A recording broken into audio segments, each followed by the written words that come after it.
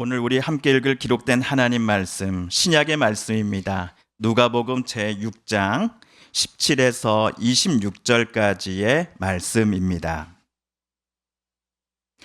신약 성경 98쪽경에 있는 누가복음 제6장 17에서 26절까지의 말씀, 오늘 함께 읽고 묵상합니다.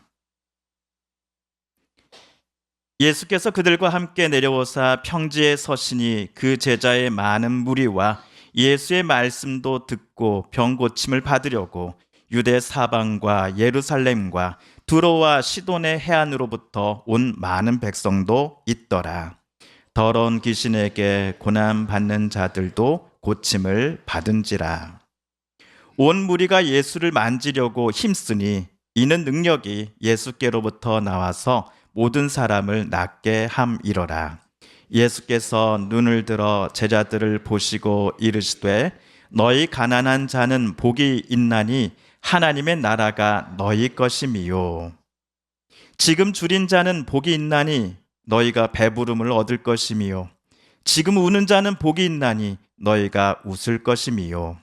인자로 말미암아 사람들이 너희를 미워하며 멀리하고 욕하고 너희 이름을 악하다 하여 버릴 때에는 너희에게 복이 있도다. 그날에 기뻐하고 뛰놀라. 하늘에서 너희 상이 큼이라. 그들의 조상들이 선지자들에게 이와 같이 하였느니라. 그러나 화 있을진저 너희 부요한 자여 너희는 너희의 위로를 이미 받았도다. 화 있을진저 너희 지금 배부른 자여 너희는 줄이리로다. 화 있을진저 너희 지금 웃는 자여 너희가 애통하며 울리로다. 모든 사람이 너희를 칭찬하면 화가 있도다. 그들의 조상들이 거짓 선지자들에게 이와 같이 하였느니라. 아멘.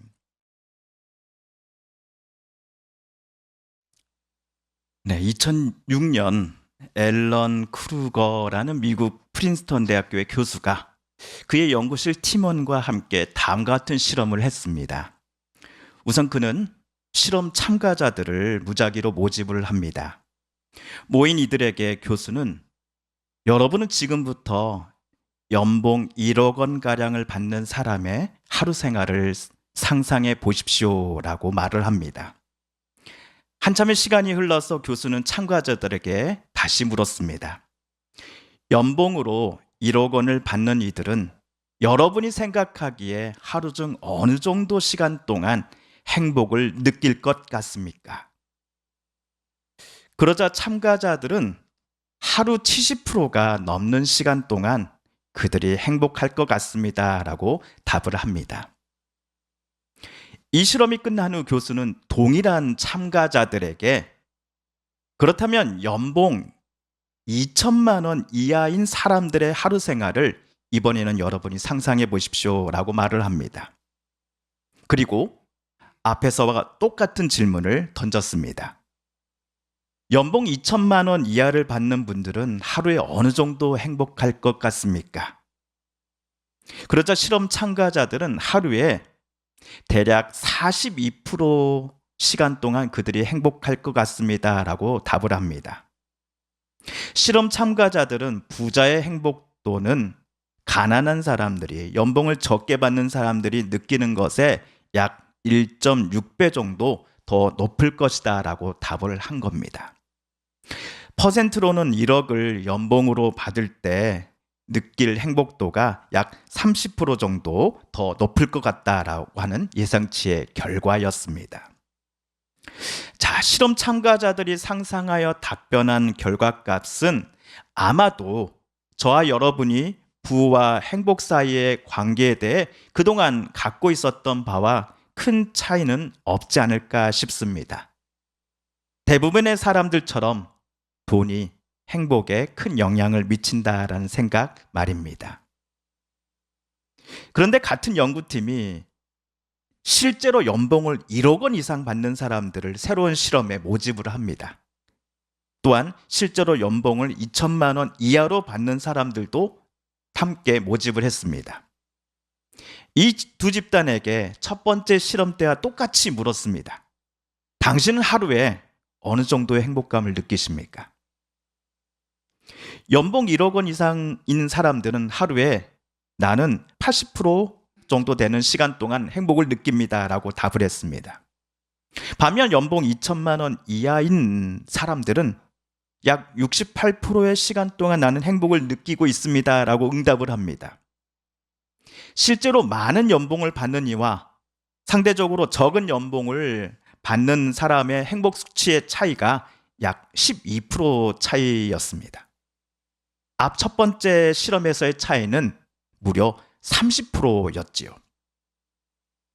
이 두 가지 실험 결과는 가난한 사람은 실제로 불행할 것이다 라는 우리 사회의 선입관이 틀렸다라는 것을 저와 여러분에게 말을 해줍니다. 그런데 우리 사회가 부와 행복과 관련해 갖고 있는 이 선입관에 대한 지적은 우리가 방금 읽은 오늘 성경 본문의 배경으로도 깔려져 있습니다. 이것을 이미 눈치채신 성도님들도 분명 계실 겁니다. 우리 20절, 21절, 그리고 24, 25절을 세번역 성경으로 각각 다시 한번 읽어보겠습니다. 먼저 20절, 21절입니다. 시작. 예수께서 눈을 들어 제자들을 보시고 말씀하셨다. 너희 가난한 사람들은 복이 있다. 하나님의 나라가 너희의 것이다. 너희 지금 굶주리는 사람들은 복이 있다. 너희가 배부르게 될 것이다. 너희 지금 슬피 우는 사람들은 복이 있다. 너희가 웃게 될 것이다. 다음으로는 24, 25절입니다. 시작. 그러나 너희 부유한 사람들은 화가 있다. 너희가 너희의 위안을 받고 있기 때문이다.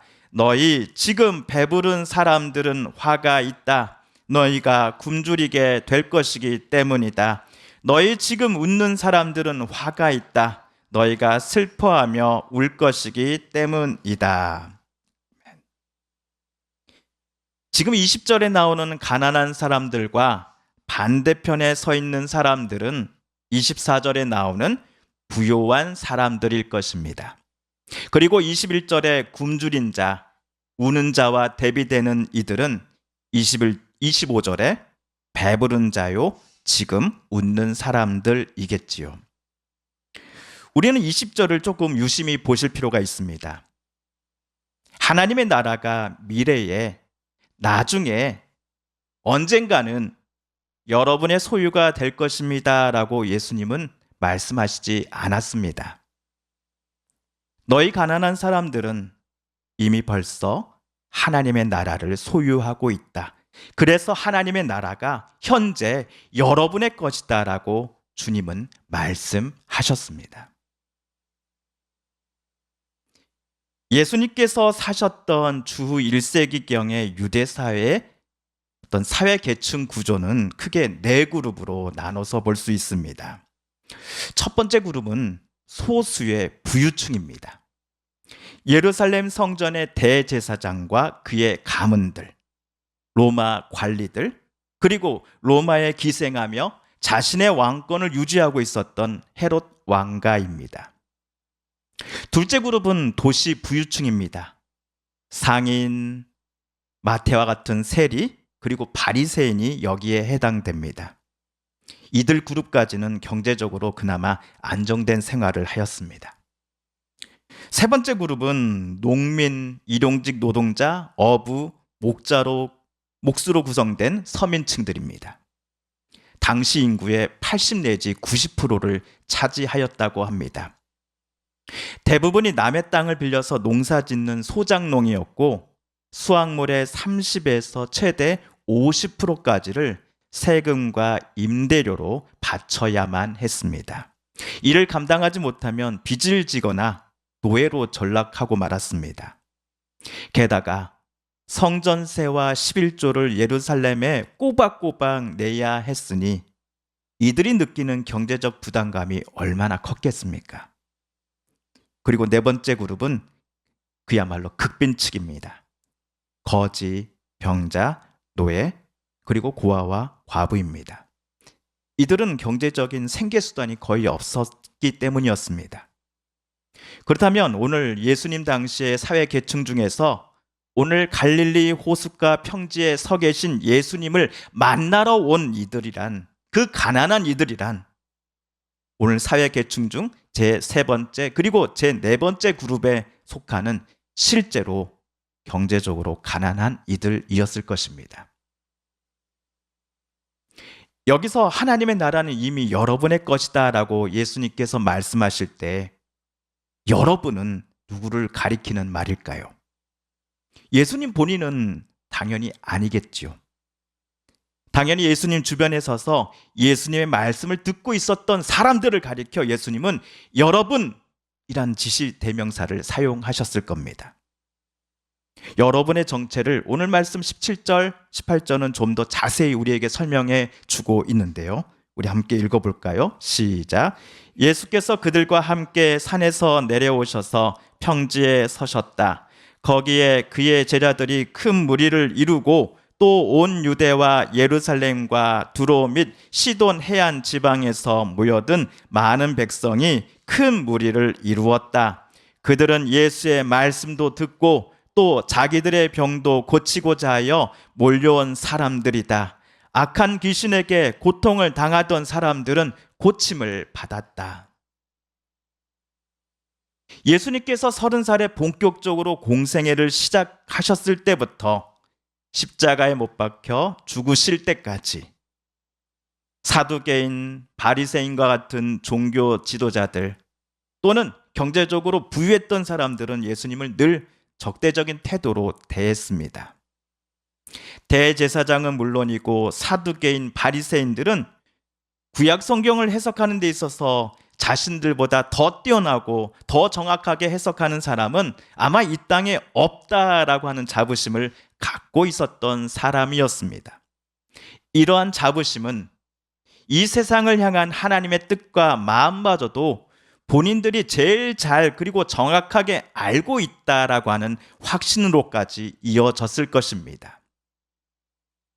이처럼 예수님 당시의 종교인들이 하나님의 뜻과 하나님의 말씀을 제일 잘 알고 한치의 오차도 없이 해석할 수 있다라고 하는 자부심을 갖고 있었음에도 놀랍게도 그들은 하나님께서 보내신 하나님의 아드님이신 예수님을 몰라봤습니다.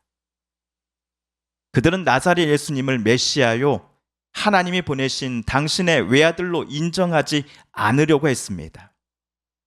과연 그들이 하나님의 뜻을 제일 잘 알고 있는 사람들이 맞나 싶습니다. 반면 오늘 갈릴리 바닷가 근처에 있는 작은 동산에 계시다가 아래로 내려오신 예수님을 따르는 수많은 무리들은 저들 종교인들과는 정반대의 태도를 보였습니다. 적어도 오늘 예수님 주변에 모인 무리들은 예수님을 시험하고자 그 자리에 찾아가지 않았습니다. 그들은 예수님의 말씀을 듣고자 그분 곁에 찾아간 사람들이었습니다. 그곳에 많은 무리들은 예수님께서 자기의 병을 고쳐주실 수 있을 것이다 라고 하는 그 믿음이 있었기에 주님을 찾아갔던 사람들이었습니다. 오늘 말씀 22절을 제가 읽어보겠습니다. 사람들이 너희를 미워하고 인자 때문에 너희를 배척하고 욕하고 너희의 이름을 악하다고 내칠 때에는 너희는 복이 있다. 22절은 예수님의 말씀입니다. 그리고 인자는 예수님 자신을 가리킵니다. 예수님 때문에 남들에게 배척당하는 사람, 예수님 때문에 욕을 들어야만 했던 사람들, 예수의 뜻대로 살고자 했기에 그 평소에는 좋아했던 사람들로부터 내침을 당하며 심지어 주홍글씨까지 새겨진 사람들이 있다고 한다면 그 사람들은 실제로는 복이 있는 사람들이다라고 예수님은 선언하십니다. 이들이야말로 하나님의 나라를 소유한 사람들이기 때문입니다. 지금 예수님을 만나러 온 무리들은 참으로 영원한 하나님의 나라를 자기네 재산으로 갖고 있는 부유한 사람들이 됩니다. 마태복음을 쓴 마태는 하나님의 나라를 다른 말로 천국이라고 불렀습니다. 마태복음 13장 45, 46절에는 이렇게 적혀져 있습니다. 또 천국은 마치 좋은 진주를 구하는 장사와 같으니 극히 값진 진주 하나를 발견하매 가서 자기의 소유를 다 팔아 그 진주를 사느니라. 부와 명예 그 어떤 것보다도 하나님의 나라 또는 천국을 소유하는 것이 중요하고 소중하다라고 예수께서 말씀하신 이유가 무엇일까요? 혹시 천국을 본인 명의로 등기하여서 자기네 재산으로 잡았다라는 이야기일까요? 하나님의 나라가 너희의 것이다라는 선언에는 하나님께서 여러분과 함께 계신다라는 의미가 담겨져 있기 때문일 것입니다. 하나님과 늘 교제하고자 하며 하나님의 뜻과 음성을 늘 듣고자 하되 그 들은 바대로 배운 바대로 또한 본인이 가르친 바대로 내가 그렇게 행하고 하나님의 인도하심에 순종하면서 살고자 함이야말로 저와 여러분이 하나님의 나라를 소유한 사람의 모습이 아니겠습니까? 밤에 예수님은 그 당시 부유한 사람들에게는 화가 있을 것이다라고 말씀하십니다. 예수님에 따르면 부유한 이들은 결코 행복한 사람들이 아닙니다. 또한 복받은 사람들이 아닙니다. 왜냐하면 부유한 이들은 하나님이 아닌 세상으로부터 이미 위로를, 기쁨을 받고 있는 중이기 때문입니다. 24절에 나온 너희는 너희의 위로를 이미 받았다라는 예수님의 말씀을 우리는 어떻게 해석하면 좋을까요? 많은 주석가들은 현재 부유한 이들이 지금 자기들이 갖고 있는 부와 재산, 물질 그리고 이들로부터 함께 얽혀서 얻을 수 있었던 권력과 명예로부터 위로를 이미 받았다라는 것을 예수님께서 지적하신 것으로 해석합니다. 예수님은 참된 위로를 우리가 누구로부터 받을 수 있다라고 가르치셨습니까? 하나님 아버지께서만이 참된 위로와 참된 생명을 사람들에게 자기 아들을 통해 주실 것입니다. 그러므로 지금 자기들이 갖고 있는 부와 명예로부터 위로를 이미 받고 있는 사람들은 언젠가는 안개와 같이 있다가 사라져 버릴 것들을 움켜잡고 있는 자들입니다. 마치 그것들이 영원할 것처럼 말이지요.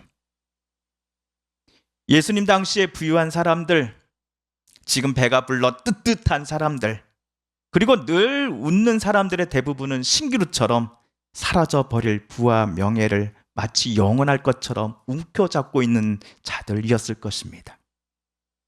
지금 그들이 갖고 있는 것들로부터 행복을 이미 누리는 사람들이었을 것입니다. 여러분 한번 생각해 보십시오. 예수님 당시에 부와 명예, 높은 지위와 그리고 정치 권력을 남들보다 더 많이 가졌다라고 자랑하는 이들은 가난한 자들의 상황에 큰 관심을 보이지 않았을 것입니다. 절대적으로 궁핍한 중에 있는 이들에 대해 동정심과 애통하는 마음을 예수님 당시 부유한 자들은 가지지 않았을 것입니다.